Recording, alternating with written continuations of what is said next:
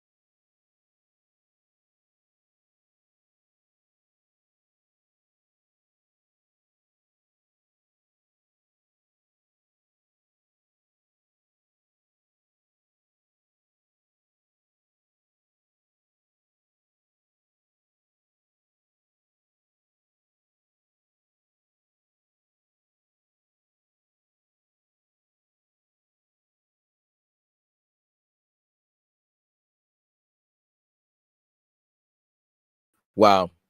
So I just realized I had no audio. So welcome to This Week in Sierra Leone, or Exposing Sierra Leone, your weekly live stream where we talk about the news, the issues, and the people shaping Sierra Leone. We talk to professionals, journalists, and various guests, or sometimes just myself and or Admire Demos when she's able to join, where we talk about ways to move the country forward.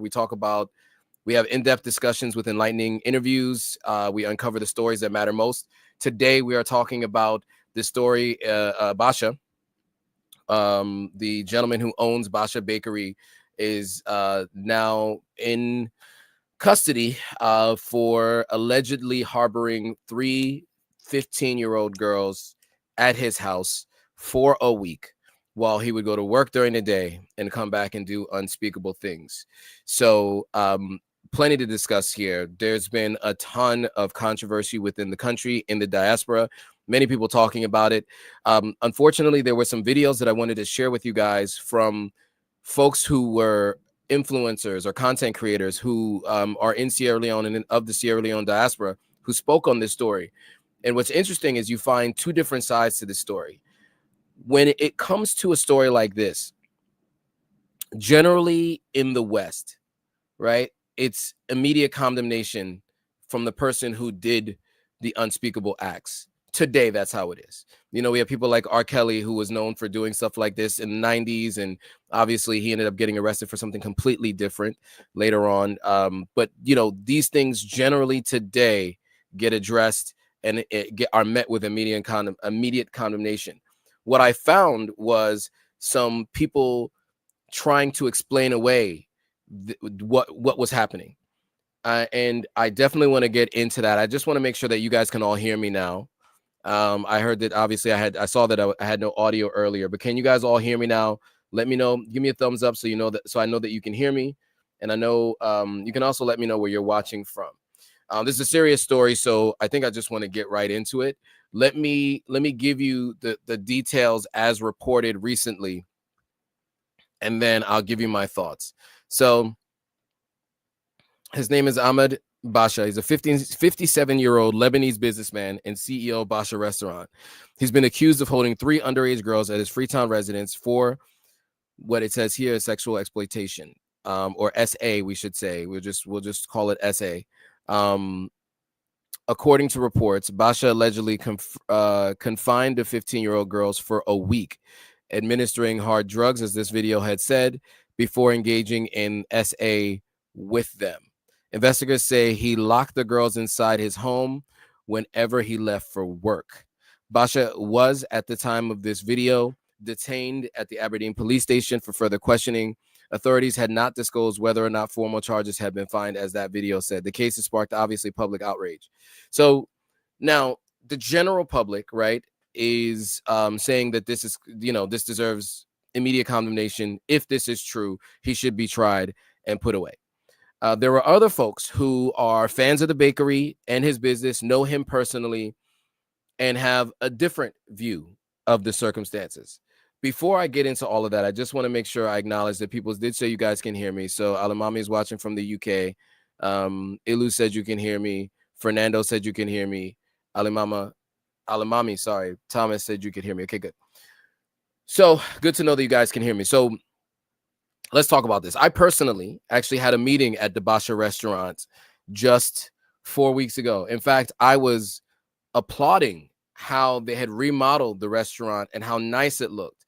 When I first started going to Sierra Leone regularly, I was staying at a place called East West, right off Wilkinson Road. And so I used to walk down from that hotel and go over to Basha Restaurant. So I'm very familiar with the restaurant, ordered there many times, recommended it to many of my friends, have met people there. Never met the owner, didn't know much about him, didn't even know that the restaurant was named after him. But now I've become clear of that based on this particular case. So let me talk to you guys about the polarizing and strangely polarizing sides to this. There's been quite a bit of victim blaming from folks talking about how these young ladies knew what they were getting themselves into. They were there for the money.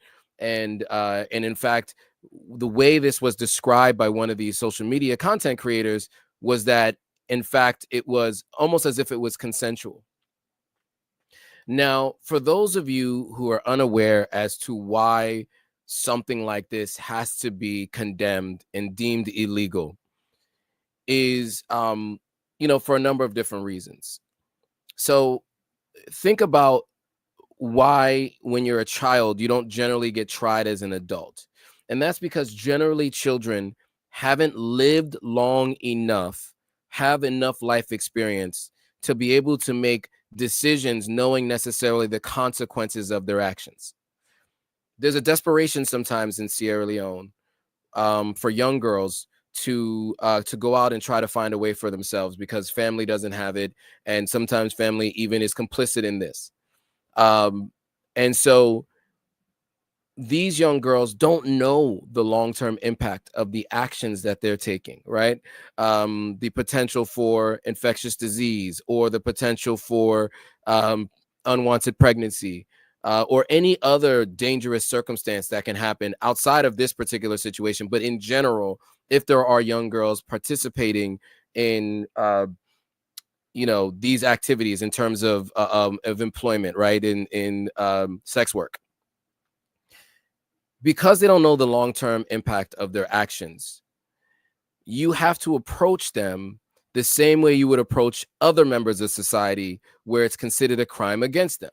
If it's someone who's disabled, mentally disabled, if it's somebody who's mentally unstable, right? If it's a child, they're not the same category, but they all are looked at in the way that they cannot determine the long-term effects of their actions. Therefore, you, the person who happens to be able to determine the long-term impact of your actions, you are responsible for your participation in these acts with these people.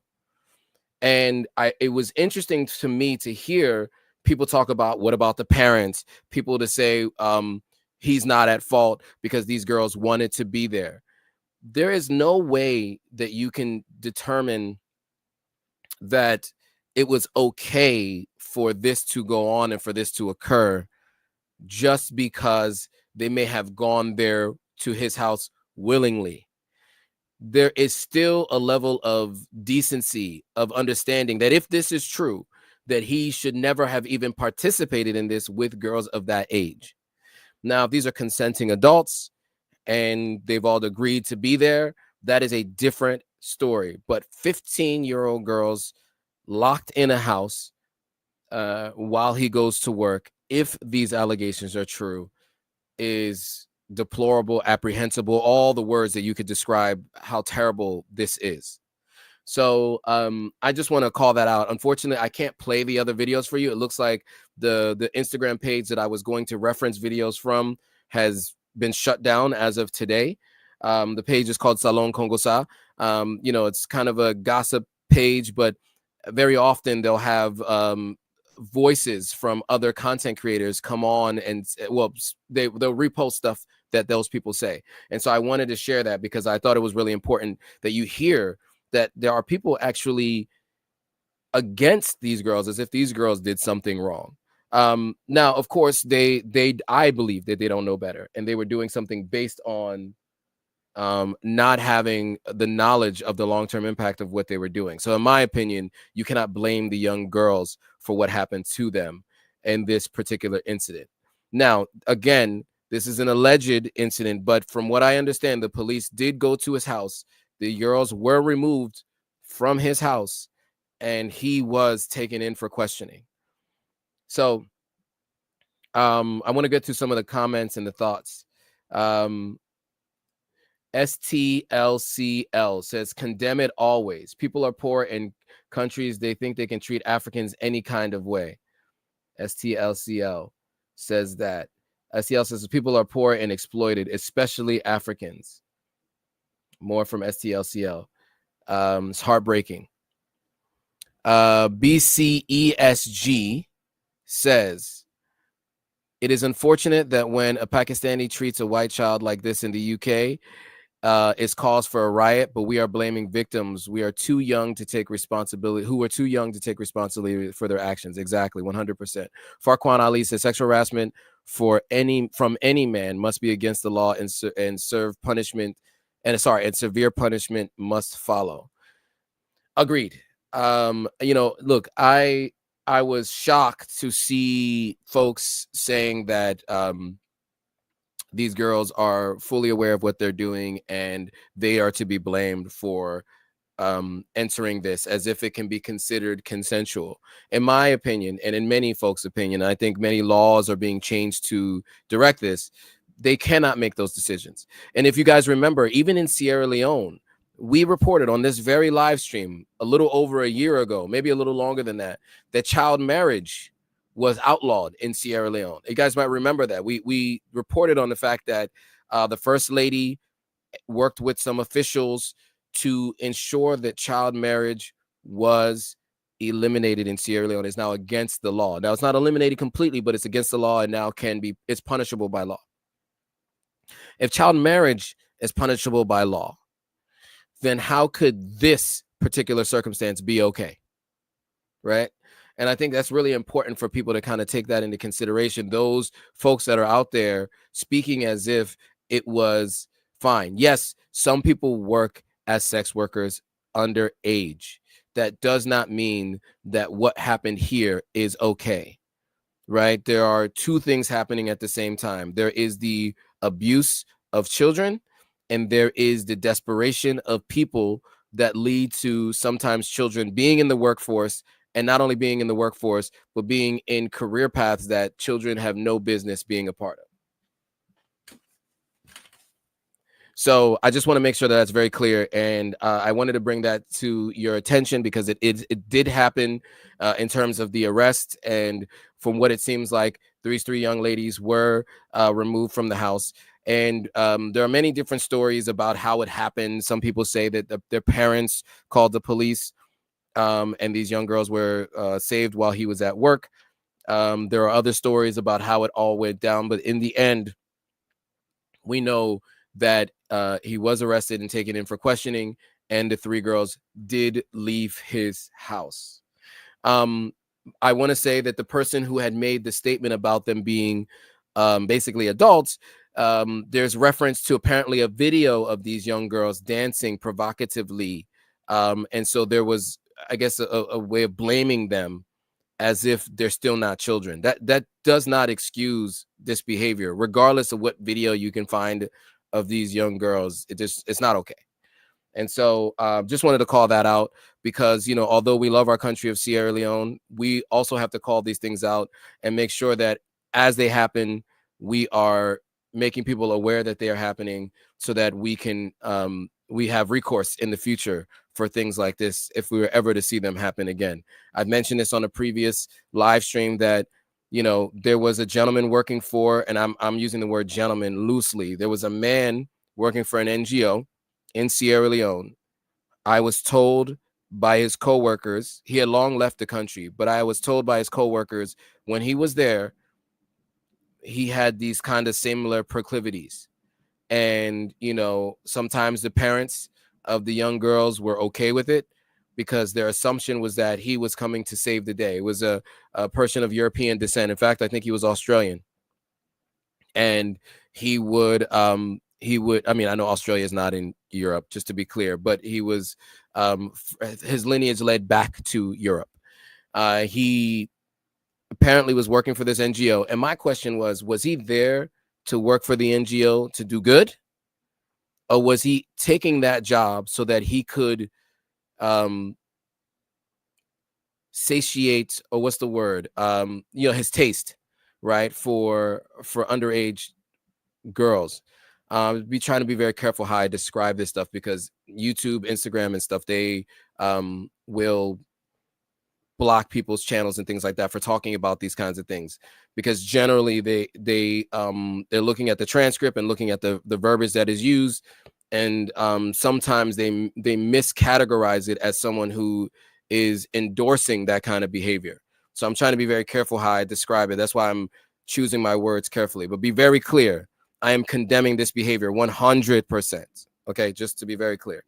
And this is not just the first time you see this. This happens often on the continent of Africa. It's been said in the comments here, and I will tell you, I have yelled at people out the window when I see something that just doesn't look right. Like it's a clear situation. I'm like, if I'm driving by somewhere, I've honked and yelled out the window at somebody for doing something like that. I mean, you can't always do something about it. You can call the police and try to see what you can do, but very few times are they going to investigate these kinds of matters unless it reaches this kind of level of this kind of a situation where these girls are in a house. Somehow a parent, according to some reports, was alerted and they were able to come get them. For a week, according to the reports, these young girls were being held basically hostage in a locked house while he went to work at, you know, his restaurant or wherever he went around, and then came back home and did the unspeakable. So I don't want to spend too much more time on this story. You guys got it. You understand what happened. There's plenty of news outlets covering this. Sierra Loaded, which is an outlet that I tend to follow in Sierra Leone, they reported on this. AYV in Sierra Leone reported on this. And then many of the Sierra Leone blogs and blogs reported on it as well. So you can go find the story and the speculation around how he was caught. And we will follow this, you know, as time goes on. The more information I have, the more I will be here to follow this story. All right, so moving on from that incredibly ridiculous story, I can't even believe that is something that we have to talk about, you know, in 2025 about Sierra Leone. But unfortunately, that is the case, and we did have to talk about it.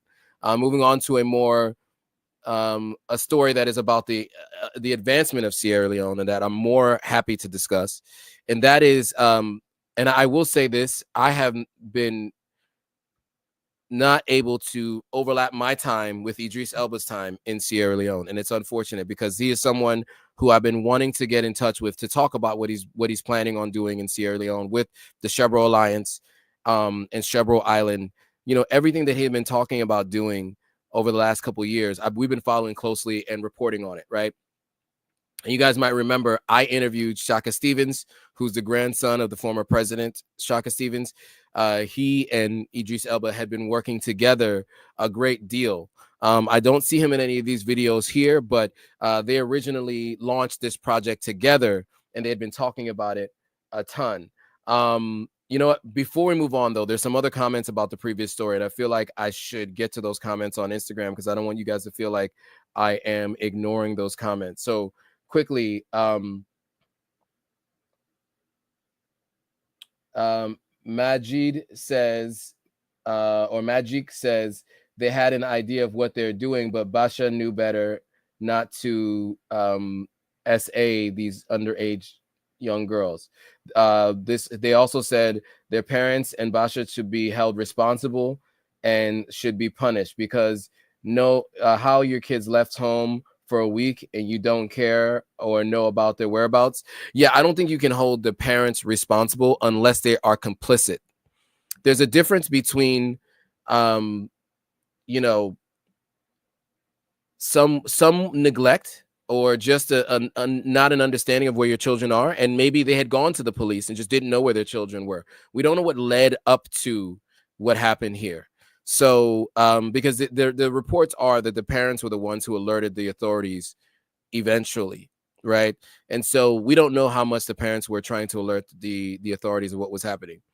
If the parents were complicit, meaning they knew what he was up to, if this is in fact true, because it's still alleged, but if this is in fact true, if the parents knew what he was up to and they agreed to it, then I think they should be held responsible. Absolutely. But if they were just parents who didn't know where their children were for a week, I don't think you can hold them responsible for that. You can't hold them responsible for the crimes that were committed out of their care, right? I think you can condemn their inability to understand what's going on with their teenage children, and maybe you can have some thoughts about that. But if they are not complicit in the acts that we're talking about here, you cannot hold them responsible for the same crime that the person who committed the crime should be responsible for. The alleged crime, I should say, because as of right now, it's still alleged. They have not, I'm not sure they filed the charges yet. It seems pretty cut and dry, but we're not 100% sure.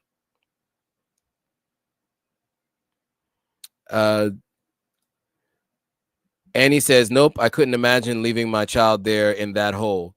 Lord, I feel the mom's pain. I'm not sure if they left their children there or if their children took transport to get there. That we don't know how the children got there. So to be very clear, we don't want to necessarily put that on the parents because we don't know what exactly happened. As more reporting happens and it comes out, I will definitely be talking about that here, because we want to make sure that we condemn these kinds of behaviors, and we make it clear that we do not excuse any behavior like this. Okay, so now moving back on to the story with Idris Elba, I'm going to play this video, and then I will give you guys my thoughts on the other side. So we're back in Freetown after a long period, almost 6 years of working with the government on the SHERBRO Alliance project. We finally got the document, the IFA, ratified in government. It's an investment framework agreement that is backed by law. So the SHERBRO Alliance Development Framework Agreement stays, which is a really, really significant development. It's something that we needed. The IFA is an actual amazing document that allows public-private partnership to create a model that allows investment to be secure. To have it for an entire island is like super unique. So we're here not only to celebrate, but we're here also to have dialogue with the press and the community about what this means. That's why I felt it really important to come here, tell them what it means, give them a sense of what happens next. All right, cool. So that was his first statement. You get some video footage here. Is it for you? Wow. That's good. With all the changes, this is it. So literally this is going to be printed in blue, and then the president signs it. So this is a bill, right? This is a bill, meaning that this is permanently law, right? This is permanent. So I think this is really important because it shows that there is real belief that this is something that can happen and we can move this thing forward. I don't know if you guys remember, we talked about the SHERBRO Alliance project, talking about bringing jobs to SHERBRO Island. And basically the idea is making the Dubai of West Africa, right? West Africans, they set their sights on Dubai all the time, right? Like if you talk to people on the continent, even in America, right? You talk to folks like, everybody talks about wanting to go to Dubai. I have not been yet, but people keep talking about going to Dubai.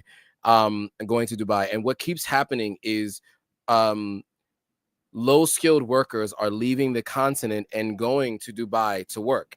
So in essence, the idea of this island project that Idris Elba has been working on with Shaka Stevens is to be able to bring that same the positive elements of how Dubai was built and bring that to West Africa. So bringing in jobs to the country of Sierra Leone, bringing in tourism to the country of Sierra Leone, opportunity for investment for those who want to invest. That is what this is about. And if this goes off the way they'd like for it to happen, that will completely change the view, the environment, the economy of Sierra Leone. A major project like this requires construction. So that means contractors get work. All of the workers and the laborers who work with those contractors, plumbers, electricians, right? You got new skilled jobs because they're planning to do solar and wind energy. So the solar companies in Sierra Leone, other foreign solar companies that want to come in will be able to operate there. You have new skills that people will learn in terms of hotels and other industries around tourism.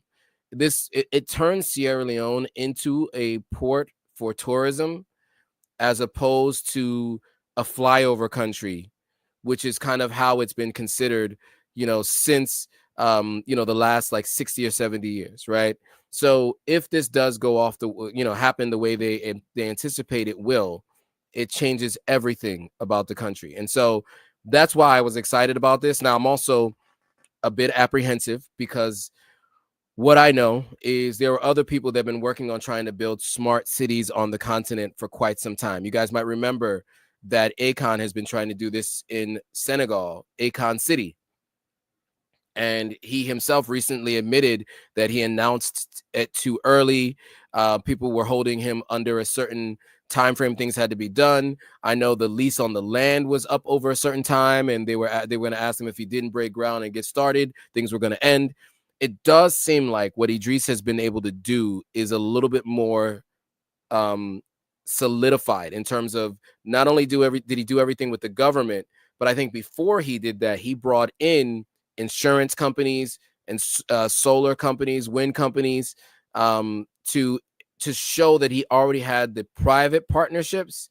And so now he worked with the government to get the public blessing and public partnerships. So the public-private partnerships that he mentioned in that first video is exactly what we're talking about here.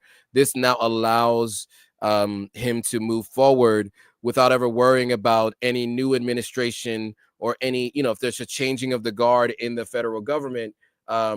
This continues to remain a priority and continues to continue to be built without having to worry about any interruptions. All right, so let me play another video because he has a couple of videos on this, and I thought it was interesting to share because I don't think people really know his background and his heritage. So let's hear him talk about that a little bit. As a son of the soil, my dad and his family were born here. My mum from Ghana, but I was brought up in a Sierra Leonean household. I have always shared my mum and dad's dream to come back to a prosperous Sierra Leone. A Sierra Leone that is a beautiful country, beautiful people, lots of culture. And my mum used to tell me, when you go to someone's house, don't go with your two long arms. No come with your two long arms. Make sure you bring something. So when I first got to Sierra Leone in 2019, I just looked around and I said, what am I bringing?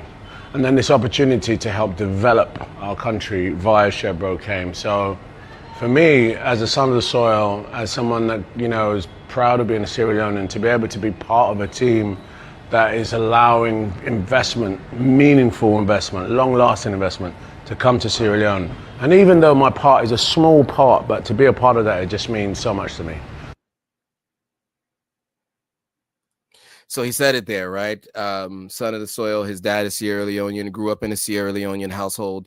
I think many people weren't aware until the last couple of years that Idris Elba was Sierra Leonean. I think many of the Ghanaians knew that his mother was Ghanaian, but his father was Sierra Leonean. And from what I understand in my interview with Shaka Stevens, Idris Elba's father is no longer with us, unfortunately. And one of the things that his father spoke to him about, and one of the things he promised his father, according to this conversation I had with Shaka Stevens, is that he promised him that he would do something in Sierra Leone.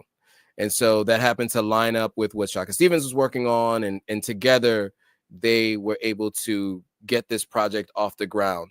You'll see many pictures online of them meeting with the current president in his first term to have these discussions.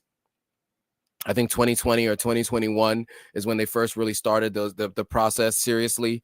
And to see it come to this point is just the next stage in a long list of things that need to be done to really get this thing off the ground. But as I said, if it happens, it will be an amazing feat. One more video on this, and then we'll move on to the next story. The truth is, the climate of the world's finance has taken all sorts of hits and turns and economical slides, and you know, we're seeing the dominance of the dollar possibly waning. We're seeing the pound, all of these things. Okay, but the truth is that Africa still remains an opportunity untapped. Okay, and the reason part of it is untapped is because there's a real sort of risk factor to Africa that is based on lack of data, lack of ROI, lack of that cycle of, I invested here for 50 years and I got my money back, it's a good investment. There are investment opportunities in Africa and they're usually extractive. All right, those investments are still doing good. They're usually extractive. I think that was a good point, right? So we've talked about that on many of the live streams that I do. You know, This Week in Africa, This Month in Africa, Pan-African Perspective. We talk about how most of the businesses that invest in Africa are investing in the natural resources and human resources and extracting them, but it's never coming back to the continent, right? The countries that all of this stuff is coming from are negatively impacted by the minerals that are underneath their own ground. So when you see someone like Ibrahim Traore, Assimi Goita, you know, these guys in the AES, you know, nationalize their gold mines, take back control of their natural resources. That's why there's such a groundswell of support for them, because for so long, the investments on the continent of Africa have been extractive, the way Idris Elba just mentioned. So again, if he's successful with this project, it changes that. It is one model that will give birth to other models similarly, where people will invest, anticipate, and expect to get their money back, and it also benefits the country in which they are doing the investment. All right, so that's the last piece I'll mention about that particular story. A couple other things that I wanted to mention. Those of you who have traveled to Sierra Leone, you'll know one of our biggest challenges when we go to Salone is when you land, getting across from the peninsula of Lungi across to Freetown. Now, not everybody who's watching is fully aware of what I'm talking about. So let me kind of explain it to you. And I'm looking for an imagery that I can show so that you guys can see what it looks like to go from one place to another. I think it's really important to see this. And so I'm going to explain to you why we're getting into this story now. But, you know, one of the things that I was shocked about when I first went to Sierra Leone was the fact that Sierra Leone, the airport is on an island, right? Or on a peninsula. So as you can see at the top here, this is where Lungi International or Freetown International Airport is. It's here in Lungi, which is a peninsula, right? Freetown is here. So if you want to get here, you can drive around, which you can't really see the rest of that map, but that is about 3.5 to 4 hours to drive all the way around. Or you can take a 1-hour ferry, or a little over an hour, the ferry, the government ferry, or a couple of private companies that'll bring you across. This has been a challenge for many people who are coming to visit Sierra Leone, those people who are living in Sierra Leone and want to leave the country to go on vacation or just to travel to go anywhere, right? It's a big challenge. And so you take one of these, you take, you know, I think this is Sea Coach here. This is what the ferry looks like. As you can see, it's a very packed ferry. This is the government ferry right here. That's what the ferry might look like. So you get an idea of what it looks like to get on a ferry, right? To go across the water. It's packed. It's not an ideal form of transportation, right? And it should not be required. Look at that. This is my cousin. This is my cousin Tokes Ade. He's an actor, Sierra Leonean actor. But anyway, now the talk is the bridge.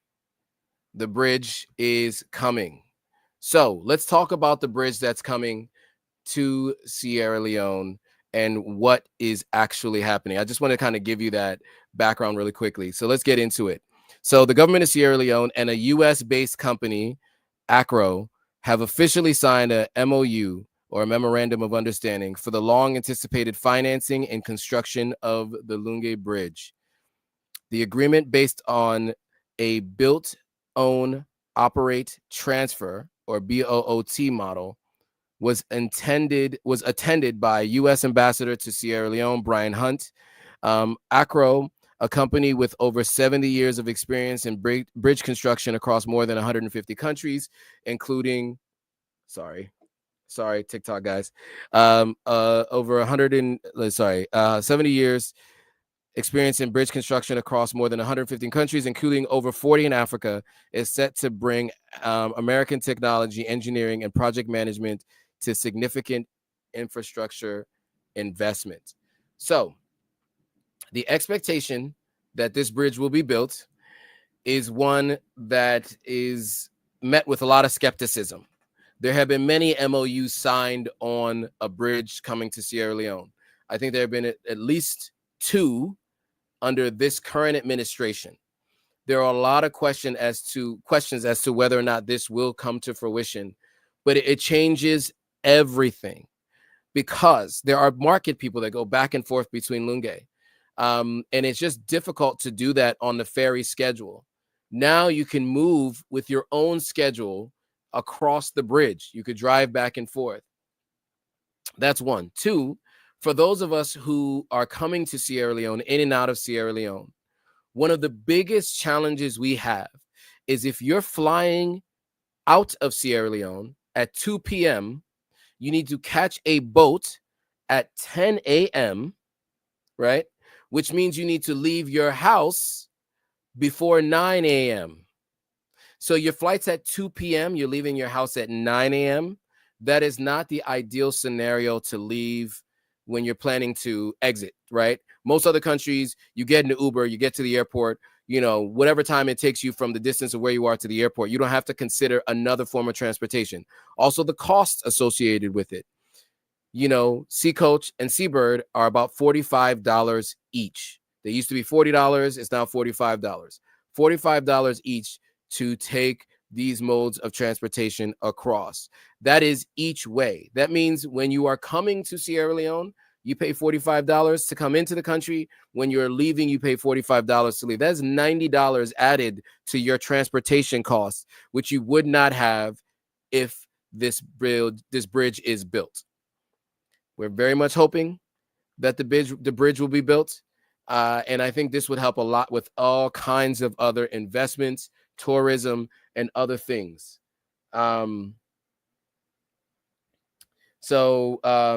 Mentality of a Goddess says, I have yet to visit there, but knowing my fear of water, my family laughs, says I would need to hire a private jet.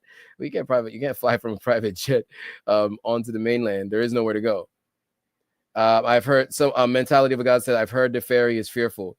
I think the ferry is generally fine. I mean, I've gone on the ferry, I think 3 or 4 times in, the last 6 years. And I've never had any major issues on the ferry. I have one time on Sea Coach, the rudders got stuck in a fisherman's net, and we were sitting in the middle of the water between Lungi and Freetown for 45 minutes to an hour, not moving. So that's happened to me before, for sure. That was a pretty scary moment, not knowing what the situation was going to be and how it's going to be fixed. Eventually, they removed the fisherman's net from the rudder. We got going and went back to town. But yeah, when you come into the country, that's the other challenge, right? So you pay that fee, you come in. If your flight's at 10 p.m., you're not getting home before 1 a.m. You're not.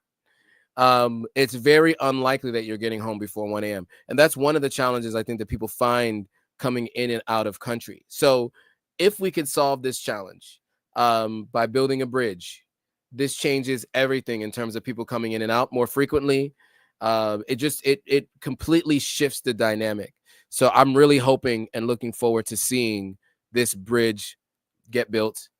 And this changes the complexion of everything. Now, I want to get back to the SHERBRO Island project. I think a lot of the comments are delayed. So sometimes I'll start a new story and go back to the previous one because I do want to make sure I'm addressing the comments as they come up. So Pro Woman says a community benefits agreement or an equivalent. Wonder if that's been created for this project, the SHERBRO Island project. Wage, labor, environmental protections, improvements must be implemented for this to uplift locals. These are all good points, Pro Woman. I am not sure. I would recommend those of you who watch this live stream, right? This is beneficial to everyone who watches this live stream who's focused on Sierra Leone. If Sierra Leone is of importance to you, what you want to do is make sure you reach out to the principals involved in this process, right? So that is Shaka Stevens. That is Idris Elba. If you have ideas that you want to present to them and you know that your ideas will be helpful, I think it makes sense for you guys to reach out and make sure that they are aware of some of these things that can be in place to, to ensure that everyone is the labor laws are being followed. This is beneficial to all our people, et cetera, et cetera. I was trying to pull up Shaka's Instagram page. Here we go. So this is him here. You guys, Pro Women, I would say reach out to him. He is someone who is open to ideas and things like this. He's really hard to reach these days, obviously, because he's in the middle of this project and he does a lot of other things. But at the very least, I think if you feel like you want to, communicate with him to ensure that this is happening properly, I would say reach out to this page here. Let's see. So it is Shaka Born the Ball. The name is here. So you can see it up here at the top. So you can reach out to him. You can see that he's here with Idris Elba with Octopus Energy. This is a solar energy company. This is when he originally signed the agreement with Julius Matabio, the president of Sierra Leone. This is Shaka here. This is Idris Elba here. This was 2019, September 30th, 2019 is when they posted this. So this original meeting happened that long ago. That's how long this has been in the works. But you see that he's, they've had a couple of meetings over the time, obviously, when he came back to the continent and they had all these meetings, they had meetings with Lloyd Insurance, etc.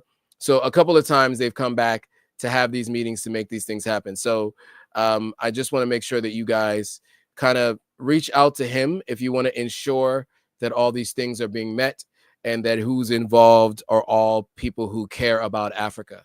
So, yeah. Oh, you guys couldn't even see my screen, could you? Any of this? I feel like I was just showing you a bunch of stuff. You couldn't even see it.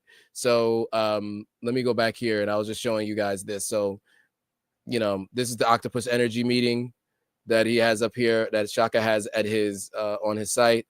Here's the meeting with the president, as I mentioned before, from September of 2019. There was some secondary meetings and things that happened over the years. So anytime you hear that Idris Elba is in Sierra Leone, know that he is there working many times on something that has to do with the SHERBRO Alliance project. All right. So that's that story. Sorry, guys. I know that you guys mentioned it to me. I didn't see it till later. I was having some technical difficulty. It's been a long day. It's a Sunday, I know, but it's been a long day already. And that's going to be a conversation for next week. And I can tell you about what's been going on with the construction project in Sierra Leone. But today we won't cover off on that because we just don't have time. All right. So some more stories that we want to go through. Other things happening in Sierra Leone and the diaspora. So there is a new ECOWAS chairman of ECOWAS. So ECOWAS, for those of you who are unaware, is the Economic Community of West African States. Okay. So there is a new chairman of ECOWAS. That is my co-host. Hopefully she'll be able to join. Maybe she will be able to. Let me message her and let her know that we are on.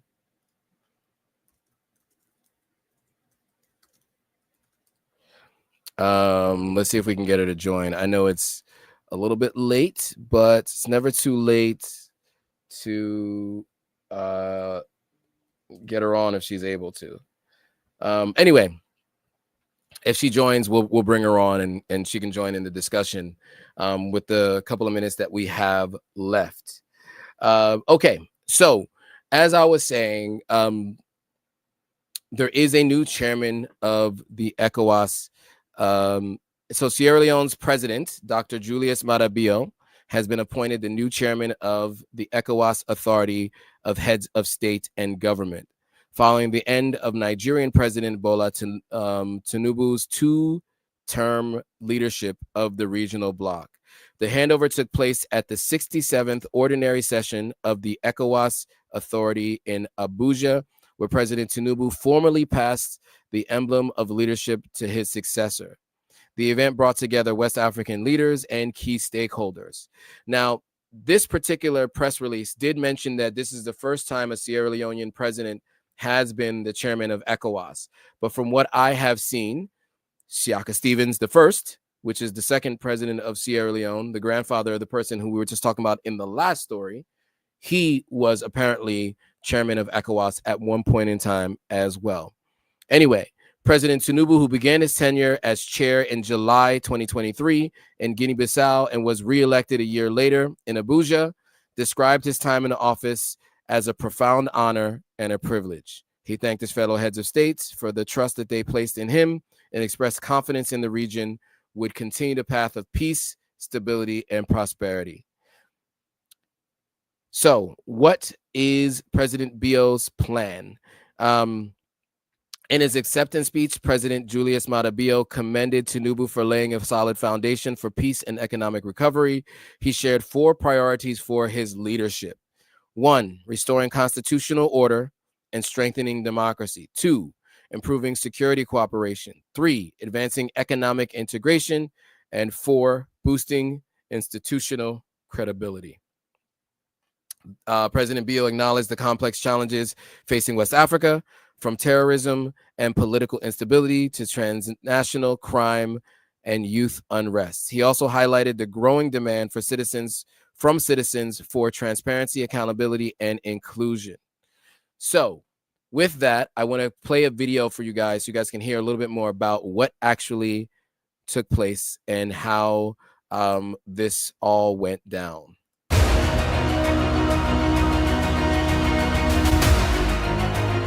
Sierra Leone's President Dr. Julius has been elected the new chairperson of ECOWAS, Authority of Heads of State and Government. President Bola Tinubu of Nigeria formally handed over the leadership of the regional bloc to President Bio, making the end of his 2-year tenure as ECOWAS chairman. The development was confirmed in a statement on Sunday by Bayo Onanuga, special advisor to President Tinubu on information and strategy. Tinubu's tenure witnessed intense regional challenges, including military coup and growing political instability in several West African nations.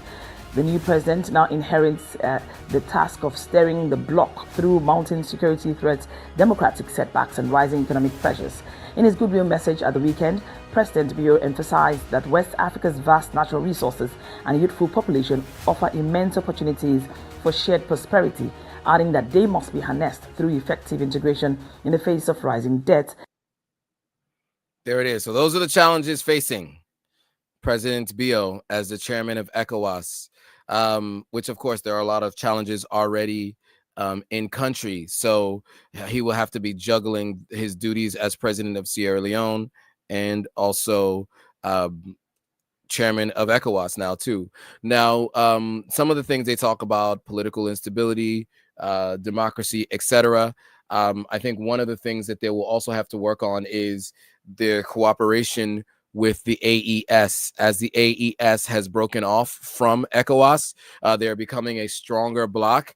And in order to just, kind of maintain, all of the peace and prosperity across all, I do think it would be wise that, you know, Sierra Leone as a country, and now, you know, chairman of the ECOWAS block of countries, works with the AES on, you know, all things and all manners of trade and security, you know, alliances, et cetera, et cetera. So we'll see what happens. You know, right now, AES and ECOWAS have been operating as separate blocks, but there are two countries in the AES that seem to be friendly.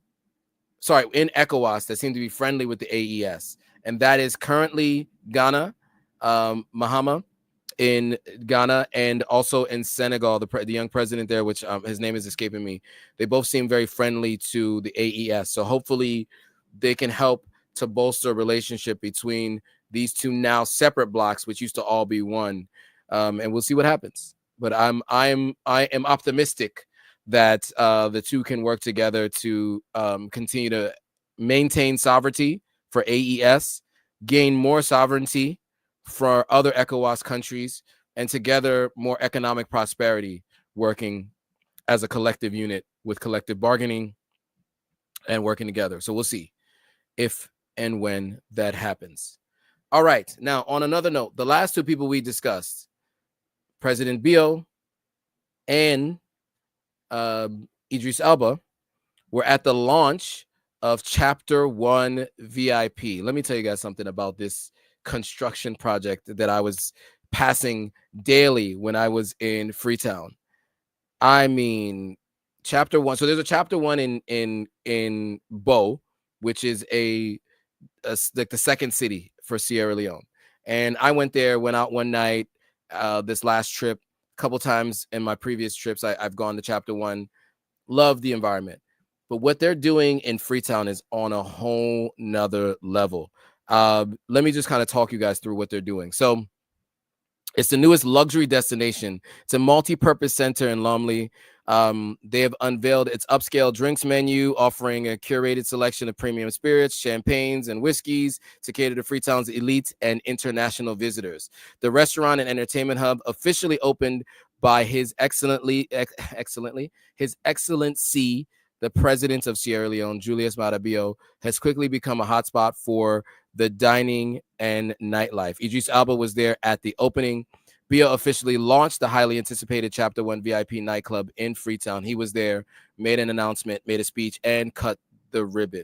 So I'm going to show you some clips from the spot itself. It is like something you don't expect to see, and we haven't seen much of in Sierra Leone. So my question is always like how they're going to make their money back. This is a very expensive investment, but happy to see it, because I do think this is going to be a way to, again, attract more places like this. Will attract you know, more like you know, investments, more people coming to the country. Now, again, I think there's a bit of a delay. So again, I'll have to go back to the last story on ECOWAS and AES before I get into the videos here.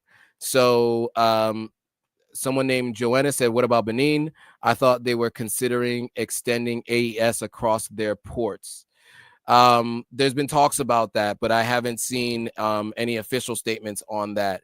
I think the same thing happened with Morocco too. There was some discussions that Morocco was making it available so that they could go across to the ports. So I know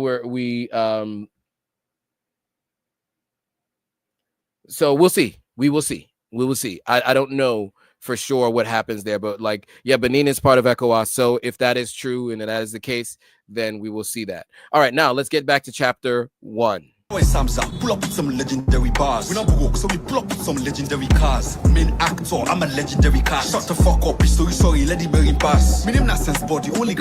Sorry, I didn't realize that there was swearing in the video. For those of you who have children watching, my apologies.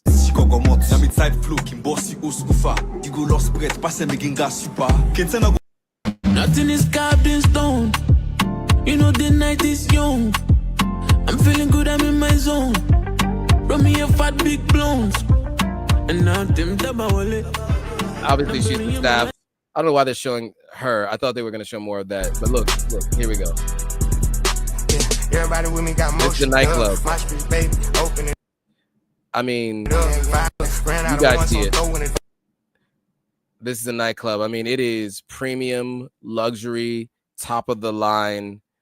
I mean, this reminds me of places that I've seen in Nigeria, places that I've seen in Ghana, the high-end places. You know, when I get to Sierra Leone, you know that I have to do a tour of this place. You guys will get a chance to see me do a tour of this place. I have to, right? Like, of course, because, you know, I'm always trying to get it to some of the places that people want to see. So I will absolutely get there. There are more videos online. You can check them out online if you want to find out more about it. But I thought it was really interesting. Everybody has been talking about this for months, the opening of the Chapter 1 lounge. I'm not really much of a nightlife person. I've done all the nightlife I could possibly do. I've done enough for myself and all of you watching. Trust me. You know, I'm a little older. So, you know, my nightlife days were 15 years ago, 10 years ago, 15 years ago. It was a lot. But these days, I don't do a lot of nightlife stuff. But this is a spot that I would probably go at least to check out, you know, and every once in a while I do go out. So, you know, this feels like this will be the new hotspot, and it's right there on Lumley Beach Road, right at the end of Lumley Beach. And I think with this being there too, that whole walkway there where people had complained of some petty theft and some small crimes there, that'll change that now because it's a high traffic area, right? And so what I'm worried about though is there's like a blind turn there. So hopefully they figure out how to set up some ways that, you know, with all that traffic and people coming through there, that they don't have any additional accidents or anything happening there. But yeah, the Chapter 1 launch, this, I mean, you saw it there. I'm looking forward to at least getting a chance to see it. It looks nice, prestigious, etc. And I want to talk to the folks who opened it up, you know, so that's on my list of things to do next time I go to Sierra Leone. All right. And then the last story that I want to mention to you guys is the number of smallpox cases. So the smallpox, I think I've gone through the history of smallpox in Sierra Leone on a previous live stream. You can check that out. I named it smallpox. So if you want to find all the details of what happened, how it was introduced, how often it's been introduced, how long it's been around, all that kind of stuff, I've done a live stream about that. Today, we're just going to talk about the numbers going down. So Sierra Leone is witnessing a significant decline in monkeypox infections, according to a new data from the African Centers for Disease Control and Prevention, so the Africa CDC, released on Thursday the 26th, about 3 days ago. In the week ending June 24th, the country confirmed 256 new MPOX cases, representing a 20% decrease from the 319 cases reported the previous week. Additionally, suspected cases saw a sharp decline, falling from 357 to 282, which marks a 21% reduction in notifications during the same time frame. So what they said, Dr. Yap Baum said, this is very encouraging. And he's the deputy head of incident management and support at Africa CDC. He highlighted a positive trend in disease transmission within the nation. Now, monkeypox is scary. You can Google it if you want to see what it looks like. It is horrific. And so the fact that it is looking like it's on a decline, I'm really excited to see that. So yeah, I myself, when I was in Sierra Leone, there was a lot of conversations about not shaking people's hands. People were doing like elbow bumps and stuff like that because everybody was nervous about monkeypox. And so it looks like though it has reached it has begun to decline. And I think with more knowledge and understanding, people will be aware that this is something that you need to pay attention to, be careful of, and to do your best to prevent from spreading in the infection or catching the infection yourself. Okay, so with that being said, that is about it. That's all we got. There was a couple more stories that I just want to mention to you guys, so you guys just pay attention to. What were the other two stories that I wanted to make sure you guys were aware of?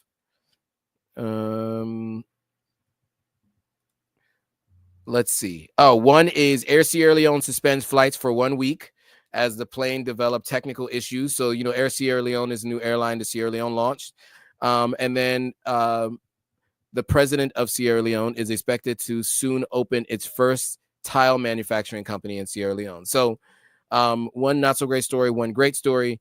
We want to be able to see more manufacturing happening on the continent. And if we see those small strides happening, we'll take it. We'll take those wins. A win is a win is a win, as one of my Sierra Leonean friends says all the time. A win is a win. So if we can get a new tile factory made in Sierra Leone, we'll take that. You know, we really want to see manufacturing happening on the continent. And so if that does happen, I will say I am grateful. And the friend who says that is actually on following live from on TikTok. So shout out to you. A win is a win, as you know. So we'll take that win if they're opening up that tile factory. All right, guys. So that's it. You know, I don't have anything else to add. No other news stories. A couple folks said some things. Let me see. Chapter 1 is fire. Make sure you hustle because that club isn't for the broke. So that's a comment on the chapter 1 opening. Let's see. Okay. Yeah. So that's it, guys. You know, look, we've been on for a little over an hour. I need to get back to my day. I have a long week ahead of me. And but yeah, so next week we'll have Admire on the live stream to talk about other things that we're not going to announce until later on in this week. So stay tuned. Come back tomorrow and Thursday. So let me tell you guys. So tomorrow I am going live on Pan-African Perspectives. I have a couple of things that I want to discuss. I will bring to your attention tomorrow. So make sure you tune in tomorrow at the same time, 5 p.m. Eastern Standard Time. We'll be live. I also want to mention this week in Africa is a new time, same day. New time, same day. So 10 a.m. Eastern Standard Time. You know, whatever time that is, Pacific, GMT, all of that. But 10 a.m. Eastern Standard Time, 7 a.m. Pacific is when we're going to go live for this week in Africa, this coming Thursday and subsequent Thursdays. It used to be later on in the day, but Gloria and I spoke about it, and we determined that it's best to move it till 10 a.m. Eastern Standard Time every single Thursday, or every Thursday we can go live. So make sure you tune in for that. We're going to go over this week's news in Africa. So make sure you stay tuned to that. All right, guys, with that, I want to say thanks again for watching. If you haven't already, make sure you subscribe across all YouTube channels. Subscribe to Authentic African on YouTube. Subscribe to Sierra Leoneans Killing It on YouTube. Make sure you follow us on Instagram. We are on our road to 600,000 on Instagram, and you guys are going to help us get there. We're on the road to 600K. Where are we at now, guys? The number goes up we're at 571. So we're on the road to 600K. We are 29K away from that. I think we can get there in the next 2 months. With your help, we'll get to 600K. That allows us to get in front of more people, to help change more lives for the better, and to help us do one of three things, right? Move, visit, or invest on the continent of Africa. Make sure you follow Sierra Leoneans Killing It on Instagram. She's always highlighting Sierra Leoneans in the diaspora and in country that are doing things for their community and others. And so make sure you follow SLKI, Sierra Leoneans Killing It. And they're across all platforms too. So Admire also has her personal pages. You can follow my personal page if you're so inclined. Mine is Joe Hatagwa, hers is Admire Demo, and then she has all the other pages that she has, her hair braiding page and all the other things that she's doing, Admire Your Heritage, etc. So yes, all right, guys, I'm not gonna keep it going any longer. Again, I want to thank you guys for joining, and all of you guys who are always, you know, commenting and adding to the discussion. I want to say thank you, especially Farquan. You've been sorry, is it Farquan? You've been really you know, what's the word I'm looking for? The engagement's been high by you as of recent, so I appreciate that. Pro Woman as well. Pro Woman says chapter 1 opening to smallpox decrease, balance salon African coverage. Appreciate it. Thanks, Joe. Hugs. Of course, always. We're gonna cover everything. We're gonna cover everything as possible. And Alamami too. You've been pretty you know, active as well. So I want to thank everyone who's been active, who joins the live streams to keep the conversation going.